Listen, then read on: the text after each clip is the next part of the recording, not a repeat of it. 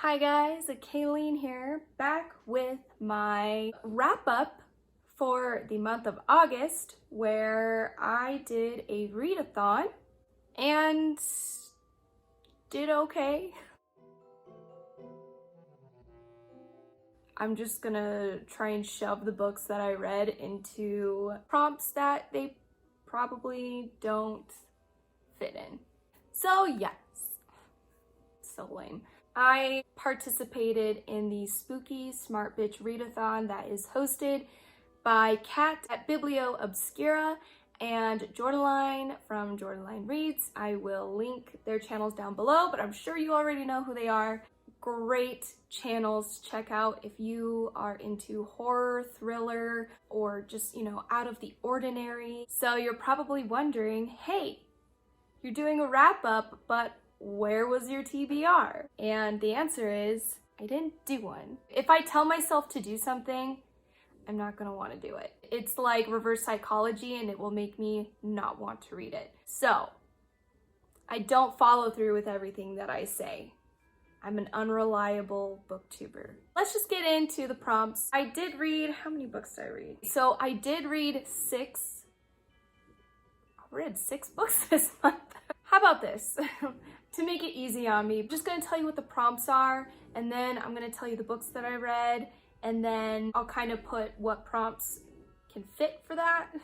The 5 prompts were to read a book that is over 400 pages, to read a novel that was published between the 70s and 90s, to read a horror book by a BIPOC, which is a person of indigenous or color descent, or a main character that is a person of color or indigenous descent. Next, we have a translated horror novel, and then we have a book that is written by a female author. Let's get into all the books and see where, it's like Tetris, where are they gonna fall?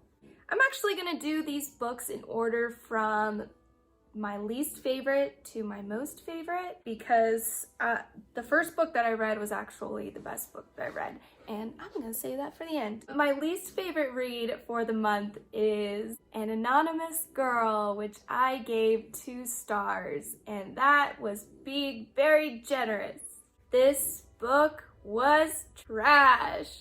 I didn't like it. It's basically this woman who, she's in her mid-20s, looking for extra money, kind of finds her way joining this clinical test, or this psychological test, she for a professor at a college. I'm giving a really bad synopsis of this book, but I don't care because I didn't like it. If you really want to check it out, you can look it up. It's kind of like a cat and mouse sort of story, which I thought I would like, but this one, I'm really sorry. I don't like trashing on authors. I know it takes a lot to write a book. It was so good to start, and then it just derailed itself. And I was like, this is where this is going? You have got to be kidding me. Next one isn't far off from An Anonymous Girl, because I didn't really care for this one, but if I had to choose between the two, I would prefer to read this book over An Anonymous Girl. And that is The Graveyard Apartment, which was the group read for the Spooky Smart Bitch Readathon. It's a story of a family that moves into this apartment that's priced at a too good to be true price. The only thing that's weird about this apartment is that it is right next to a graveyard. I don't know if it's just the way it was translated or if this is just how the author wrote it. It played out kind of like a sitcom. It just the things that happened in this story, I felt like I was reading a book about a crossover between Full House and The Ring. It's like, oh my gosh, our bird died. Isn't that weird? Ha ha ha, laugh track. Oh, you have the neighbors that come in and the weird family members and yada yada. It felt like I was just watching a sitcom. And because of that, I was not attached to the characters whatsoever. In fact, they were very unlikable in my opinion. I didn't really care about what happened to them. There was a lot of elements in this story that just did not matter. The author missed the mark on so many parts of the book. There were scenes where I was like, oh, this is very intriguing. I'm wondering how this is going to tie into the story. And then it's never mentioned again. What's the point of putting that in there? It felt almost like these scenes were inserted into this book to like fill in time. It wasn't scary to me, and also it was pointless. Once I got to the end of the book, there were more questions than answers, and not in a good way. I was just kind of like I felt like I wasted time almost. Like I read all this to figure out freaking nothing.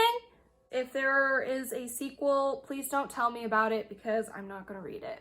As far as the Graveyard Apartment, it is the group book, but it can also fill the prompt of a translated horror novel because it was translated from Japanese, and it is a horror book written by a female author. Moving on, I read The Devil in Silver by Victor Laval, a story where a man who believes he's falsely being put into a mental institution after a run-in with the cops one night. During his time in this mental institute, a lot of weird things are happening. Time isn't really making sense, and all of the patients, him included, are seeing this figure that has the body of an old man but the head of a bison. Sounds really freaking cool, right? This book really wasn't what I thought it was gonna be. Because like by that synopsis, I thought I was gonna get American Horror Story Asylum, but it was kind of more along the lines of The Institute by Stephen King. It's a far stretch. I'm not saying that these are like, they're similar, like they're super similar, but I'm getting more of the Institute feels than I am American Horror Story Asylum. Because the more I was reading this, the more I was like, why am I not liking this? It's just, I felt like it was dragging on, and there were some parts that I was like, am I supposed to be confused right now? Because I'm confused right now. It's apparently literary horror. I don't know, I guess maybe I just wasn't enjoying it because it wasn't what I wanted it to be. But other than that, like the character development was very good. All of the characters were well fleshed out, and they all have very unique stories, and kind of like how the story unfolds in that aspect was okay. I did give it 3 out of 5 stars. I do think this is a great story for some people that do enjoy literary horror. The next book that I read is Lost Boy, The True Story of Captain Hook. This is a dark Peter Pan retelling. A boy who is the first boy that runs off with Peter Pan. He's like the first lost boy. He's coming to find that Peter Pan doesn't really care that much about the boys. He kind of finds it fun. They're basically dying off, and Peter Pan doesn't care. I loved it. It was cute. These kids are getting mutilated, and I'm calling this book cute. I never really saw Peter Pan as a character that was very likable. I did read The Child Thief by Brom, and that is an excellent Peter Pan retelling. If you can get your hands on the physical copy, please do, because he's a talented artist. Yeah, it was good. It was good, and I enjoyed it, and I had a great time. Next book that I read was The Last Days of Jack Sparks, and this is a story of a journalist that is researching for his new book about the occult. For this, he witnesses an exorcism, basically thinks the whole thing is not real and is fake, and he goes to Twitter and mocks it. Shortly after that, an odd 40-second video is posted on his YouTube account, and the story kind of goes on from there. This book was really good. I mean, it's in the title, The Last Days of Jack Sparks. Jack is dead. This story is a story within a story, almost within a story at times. Jack's brother sharing the story of Jack, who is sharing the story of what happened from the day of the exorcism all the way to the time that he ends up dying, kind of what spiraled and what happened and what went down during that time. I think this book did an excellent job with using multimedia. Most horror thriller authors, I shouldn't say most, but you will see that there is not very many authors out there that will use social media, multimedia, things like that. A lot of times stories are set in the middle of nowhere where there's no technology. Sometimes they're set in, you know, the 70s or 80s where the technology is, you know, not as expanded on. But this one did an excellent job on using technology to create horror.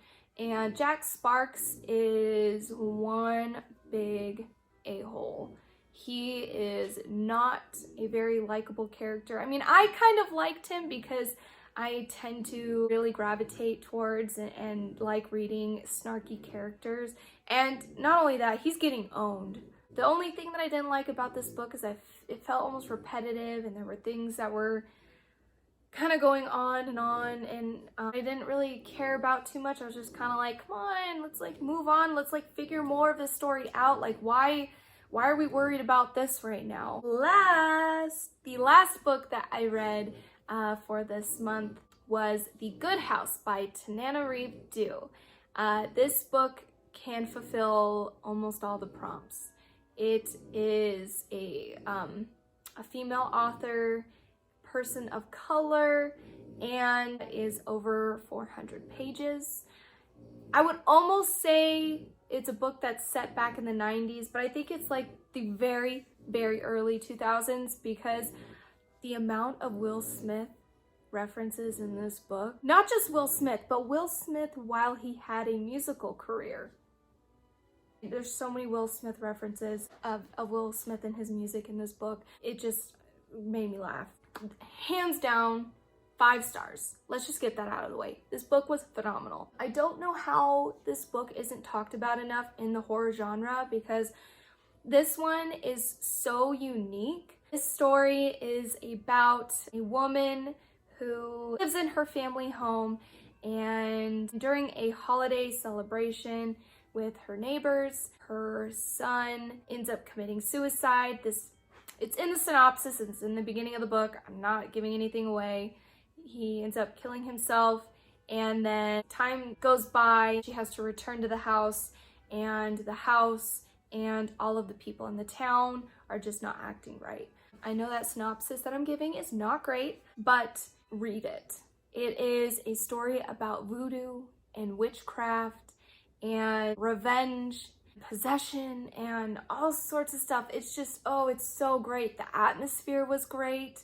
The characters were great. Tananarive really put a lot of time into every single character. You know, in all horror novels, there's always a character that is there basically to, you know, for the kill tally. You know, they're there just to kill off later. I'm not going to say that that's not in this book, because it's, you know, it's a horror novel, but she makes sure that every single character has a chance to have their story heard, and you know, you learn a lot about, you know, even the smallest of characters. It's a very long book, but it almost didn't feel that way.